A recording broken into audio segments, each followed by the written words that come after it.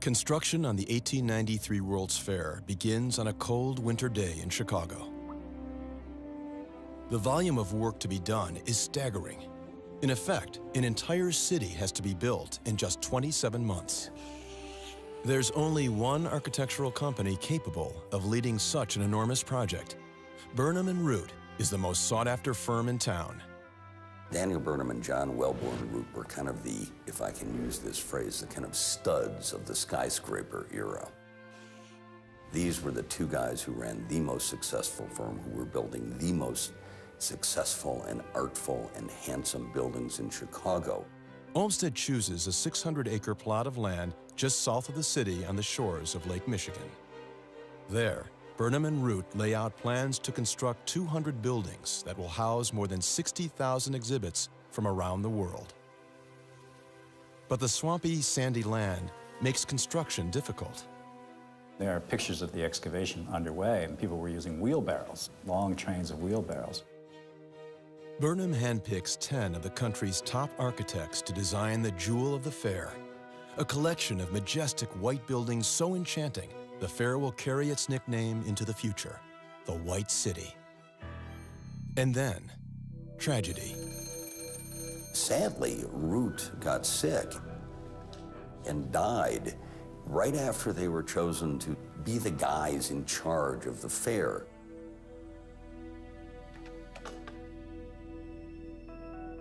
It's hidden in history, but it was Root who was the sort of creative genius of that firm.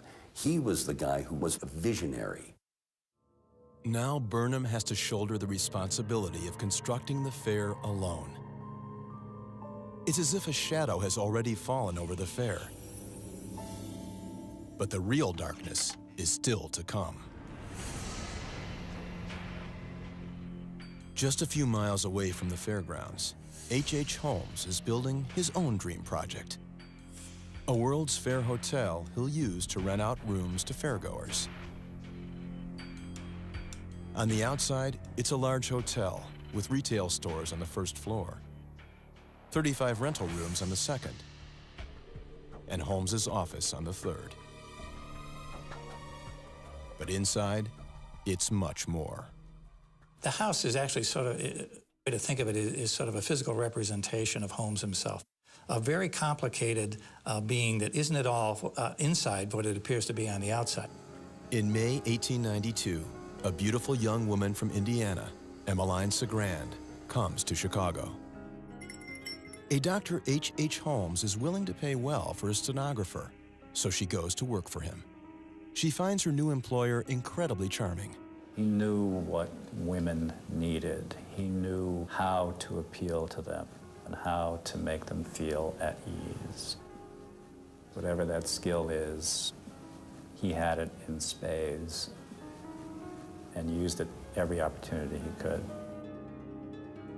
But it's not what it seems. Holmes asks her to marry him. Then one day finds a way to get her into a room in his hotel. It's one of the rooms he's designed himself.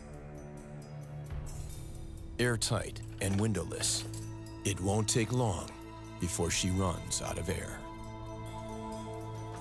One of the good doctor's next victims will be locked in another room he's taken pleasure in designing.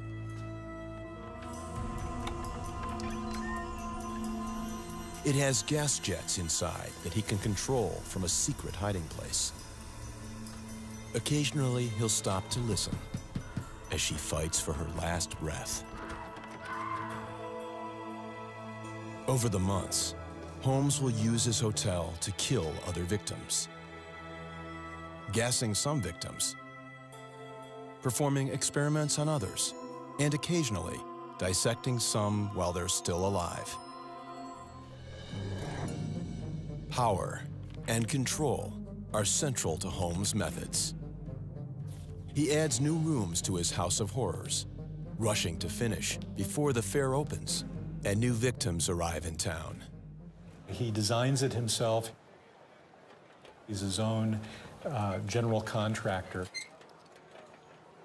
And what he does is he brings in different teams of craftsmen to work on the building, He fires them, brings in another team, fires them.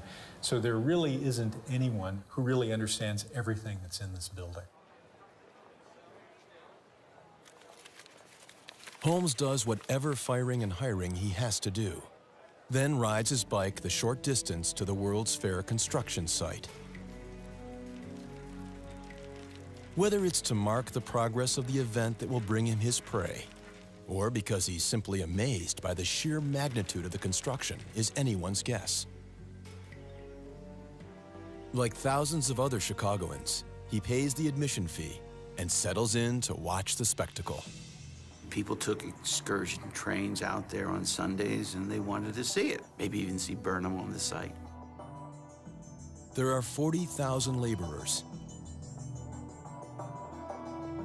36,000 railroad cars of material, 75 million feet of wood, and thousands of tons of iron and steel. You could walk around, and the artists had their sheds. You went in there, and you could see an architect or a sculptor, is more like it, or a whole sculpture shop. The kind of thing you might have seen in 15th century Florence. The largest, most complex project by far is the building of the White City. Organizers want it to be so beautiful, so grand, that stories about it will be told for centuries. The team invents a technique called spray painting to paint the large buildings. A month before the fair is set to open, there are still half-built structures. Shipments are late. A 264-foot Ferris wheel that can carry 2,000 passengers still has to be erected. While it was questionable if Burnham would finish the fair on time, a serial killer was making firm plans to put his mark on history.